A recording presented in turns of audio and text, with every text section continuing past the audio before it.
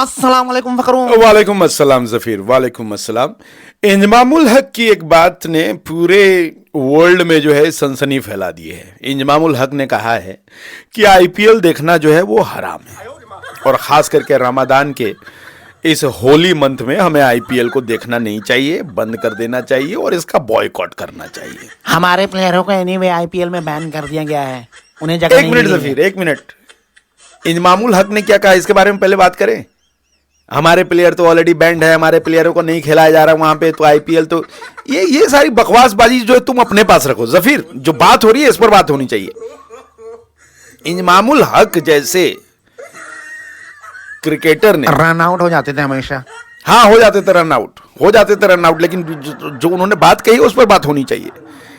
तो उन्होंने कहा कि देखिए वहां पे चीयर लीडर्स होती हैं, और जिस तरीके से पाकिस्तान के खिलाफ आईपीएल हमेशा से अव्वल दर्जे का काम करता रहा है, तो हमने पीएसएल बनाया और उस पीएसएल को ही लेकर के आगे चलनी चाहिए। पीएसएल जो है वो हलाल है और आईपीएल जो है हराम है, इस पर उन्होंने बात कही है।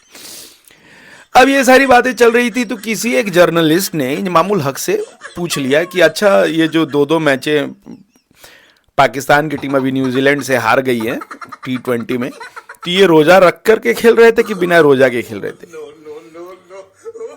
इंजमामुल हक इस पर खामोश हो गए।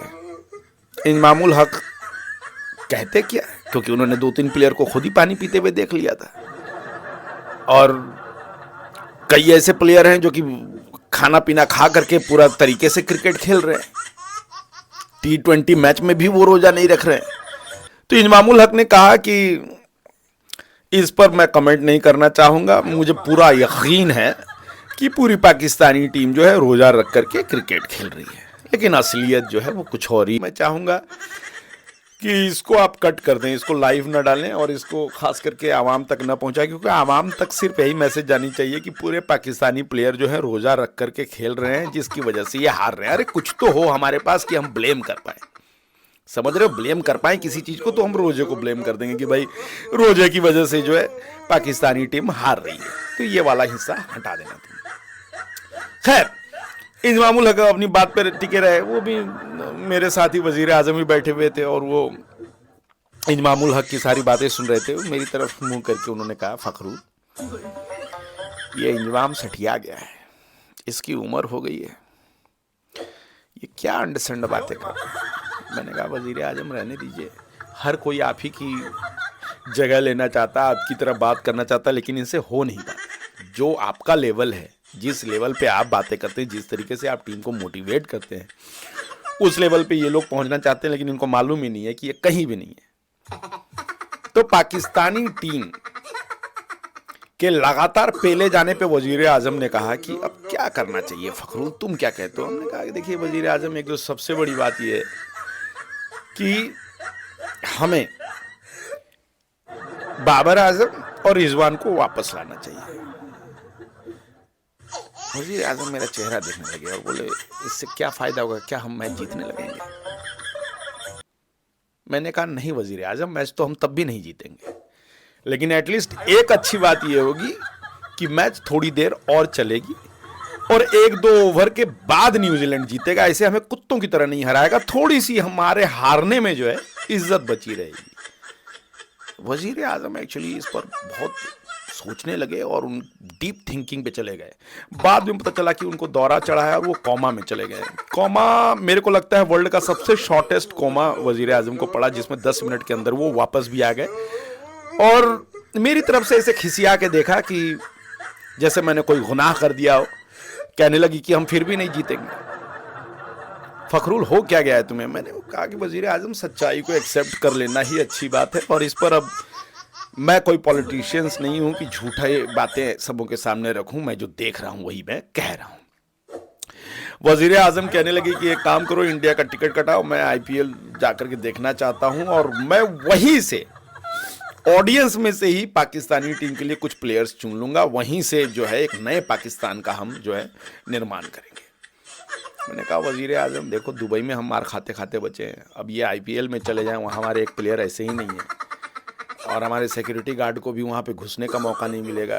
टेररिस्ट मान करके इनका वीज़ा ही कैंसिल हो जाएगा। आपको जैसे तैसे हम वीज़ा दिला भी दें तो मुश्किल ये हो जाएगी कि अगर आपको दिल का दौरा पड़ा तो वहाँ से हेलीकॉप्टर भी आपको टांग कर नहीं ला पाएगा। इतनी कड़ी सुरक्षा बॉर्डर में है कि हेलीकॉप्टर को ही कहीं पिछवाड़े में दाग दिया किसी ने। तो ये सारी चीज़ें, फिर वज़ीर आज़म ने कहा ठीक है तो फखरुल। तभी भाभी जान वहाँ बैठी हुई थी, भाभी जान कहने लगी ये जाएं चाहे नहीं जाएं मेरे वीज़ा का इंतज़ाम कराओ। मैंने भाभी जान की तरफ देखा और भाभी जान को कहा भाभी जान आपको कौन रोक सकता है, आज ही मैं वीज़ा एप्लीकेशन डाल देता हूँ और आपके गाइड के तौर पे मैं आपके साथ चलूँगा। वज़ीर आज़म मेरी तरफ देख करके ऐसे मुंह बनाने लगे जैसे मैंने कोई ऐसी बात कर दी हो जो वो कभी सुनना ही नहीं चाहते थे। फिर मैंने वज़ीर आज़म को धीरे से कहा कि वज़ीर आज़म कुछ दिन के लिए आपकी भी जान बचेगी, निकलेंगी नहीं तो यहाँ पे घर पे बैठ करके आपके बाकी मसलों बाकी मामलों पे जो है ये ठीक से काम नहीं करने देंगी। तो इनको मैं लेकर के जाता हूँ और इनको थोड़ा सा इंडिया में IPL दिखा करके इनको लेकर के आता हूँ। वज़ीर आज़म थोड़े से संजीदा नजर आए। उन्होंने कहा कि चलो देख लो इसका जो तुम्हें करना है। तो भाभी जान के लिए ज़फ़ीर वीज़ा का इंतज़ाम जो है वो थोड़ा सा तुम लगाओ अपनी, हाँ वो लगा करके मेरा और भाभी जान का दोनों का, हाँ वो तुम देख लो। हाँ बैक टू न्यूज़ आ रहा हूँ। तो जिस तरीके से माहौल ख़राब किया गया है, जिस तरीके से, अच्छा एक बात जो सबसे बड़ी बात है ज़फ़ीर, न्यूजीलैंड, अरे तुम्हारे पास इतनी अच्छी टीम है, तुम कौन सा मतलब टीम तैयार करने में लगे हुए हो कि नए नए प्लेयरों को उतार दिया। नए नए प्लेयर उतर करके कुत्ते की तरह में धो रहे हैं, इसे मार रहे हैं जैसे साले भूखे, जैसे कि इनको सारा रिकॉर्ड पाकिस्तान के खिलाफ ही बनाना है। शाहीन आफरीदी को 4 छक्के, मोहम्मद अली को 2 छक्के, अरे ये जजबाद खान पता नहीं कैसे कैसे नाम, एक तो कम बखत। अच्छा सुनो, ये 14,000 किलोमीटर, समझ रहे हो, 14,000 किलोमीटर चल करके सारे पाकिस्तानी न्यूजीलैंड पहुंचे कि हमको क्रिकेट खेलना है, हम इनको बता देंगे। एक तो देखो इतनी दूरी तय करके आदमी थक जाता है। इसकी वजह से भी मुझे लग रहा है पाकिस्तान हार रही है। एडवांटेज नहीं है, एडवांटेज नहीं मिला क्योंकि न्यूजीलैंड जो है वो अपने घर पे खेल रही है और पाकिस्तान को खुदा जाने कब एडवांटेज मिलना शुरू होगा। एक तो हर चीज़ 14 पे ही, एक तो वर्ल्ड ऐसा है 15,000 भी हो सकता था, 16,000 भी हो सकता था, लेकिन ये 14,000 किलोमीटर दूर न्यूजीलैंड गए। वर्ल्ड में ही कुछ फेर है। खैर ये सारी चीज़ें हो रही है ज़फ़ीर, मैं आगे की अपडेट भी तुम्हें देता रहूँगा जैसे ही वक्त मिलता है। फ़िलहाल इफ्तारी का वक्त हो रहा है और खुदा का फरमान है कि इस इफ्तारी में तुम मेरे साथ नहीं हो। Over to you Zafeer, over to you.